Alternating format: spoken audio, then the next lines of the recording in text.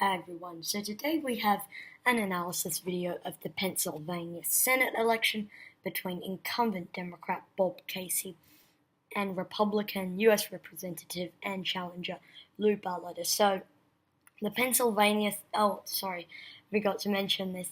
Yesterday we did New Jersey, I believe, if I can find my thing. Yeah, yesterday we did New Jersey, and then tomorrow we should be doing the state of Ohio, and then after that, so we're doing Pennsylvania today, and then Ohio tomorrow, and then after that Wisconsin. So, with Pennsylvania, not necessarily the most competitive election. I mean, it's sort of obvious that Bob Casey is likely to go on and win this one. But nonetheless, we will go on and analyze this. So, today we'll be looking at some polling data that we've been getting out of Pennsylvania the last time Casey was on the ballot. We'll also be looking at the presidential results in 2016 between Clinton and Trump. We'll also look at Bob Casey's approval rating, and then we'll also look at the generic ballot and the Trump favorable, unfavorable ratings. So, sorry if my voice sounds a bit weird. I haven't been talking much today, so I haven't warmed up my voice a lot today yet. So, right now we have incumbent Democrat, sorry about that, didn't mean to do that. We have incumbent Democrat Bob Casey and Republican challenger Lou Barletta. So, looking at the polling data, if we look at this poll that we've been getting, if we go into the poll, and we go down and find,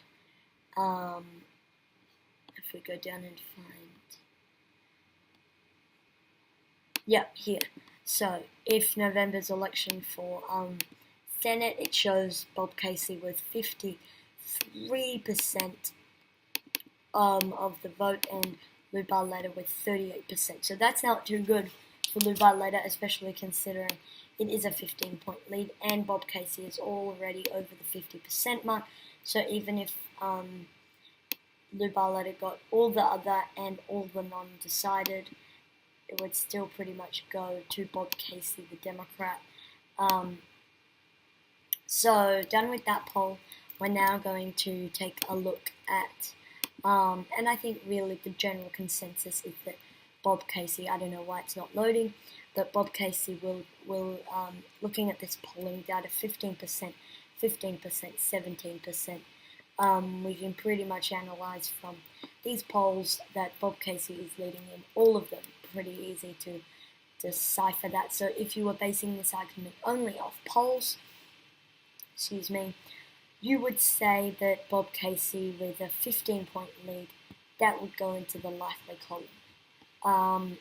But then you also need to consider when Bob Casey was last on the ballot. So this was in 2012 between Bob Casey Jr. and Tom Smith. Bob Casey going on to win with 53.7% of the vote, compared to Tom Smith, 44.6%. So, very interesting map.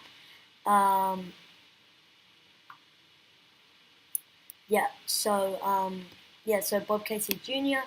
going on to win that one against the Republican. If we go down and look at the polling data,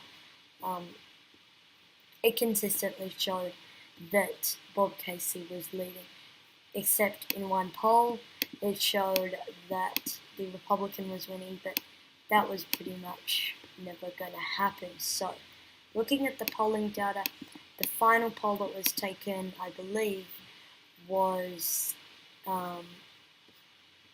if I sort it by date, if I can, or if it won't let me, that's fine. So November 2 to 4, it shows 53% to 46%. Let's compare that to this one, 53% to 46%. So actually Bob Casey went on to overperform the poll compared to Tom Smith. So that's pretty interesting. So Bob Casey has a history of you may be overestimating the Republicans in polling data, which further strengthens the argument about the polling data in RCP. So if we bring up the polling data, if we inflate it to the amount that he won back in 2012, it would probably be more like, instead of 15.7, it would probably be more like 16.5.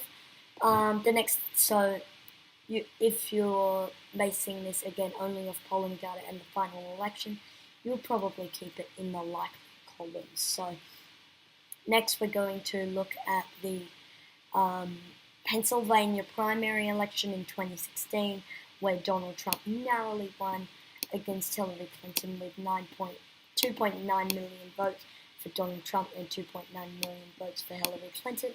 Donald Trump going on and winning that with 48.18% of the vote compared to Hillary Clinton's 47.46% of the vote. So, looking at the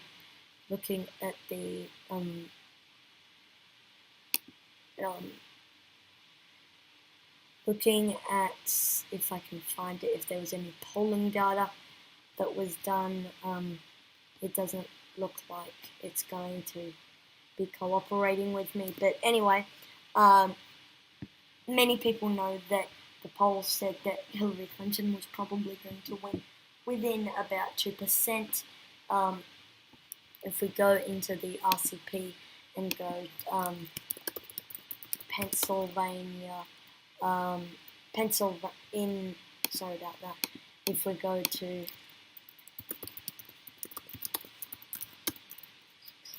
election results, polling,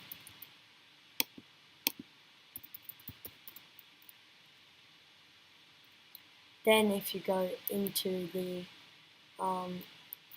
RCP average, it will show that Hillary Clinton won. So maybe some people will say that, oh, Pennsylvania is going to elect a Republican to the Senate, but that argument isn't really valid. We'll go on to the approval ratings of Bob Casey while that loads. So the final average had Clinton ahead plus 2.1, and the final actual poll had Trump ahead by 1, but that was done by a Republican poll. So you could argue that this is the most realistic poll, but anyway, we're going to move on from that. So it swung by sort of a lot, and it's pretty interesting because you have polls suggesting Clinton will win by 2.1% and Trump won by 0.7%. So it's a net swing of 2.8% in favor of Trump. So if we make that 2.8% in favor of the Republican here, it still shows a massive Casey lead. So that's the big thing.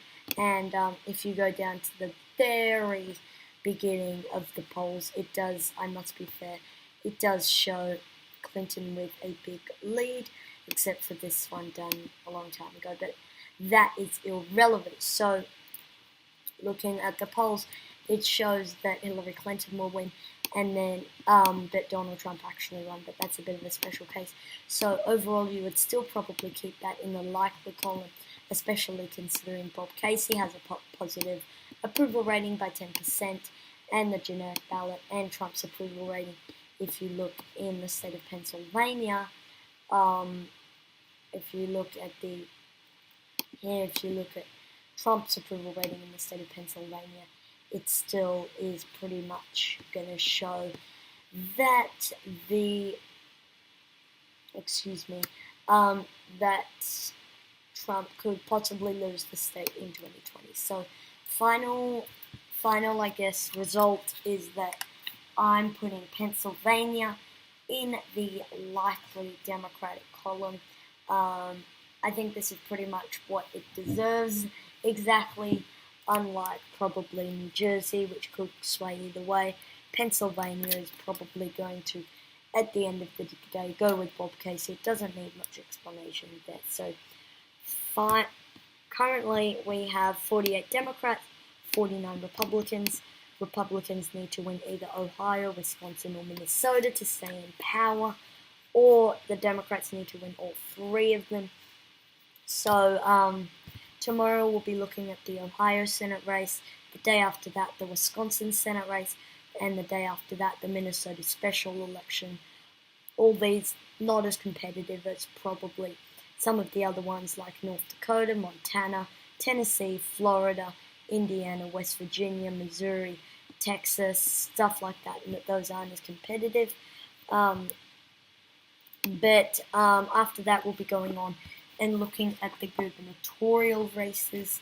I believe the first one that I'll be doing is the Nevada governor race, followed by the Arizona governor race and the Colorado governor race. So thank you guys for watching this video. Comment down suggestions below, and I'll see you all in the next one. Peace.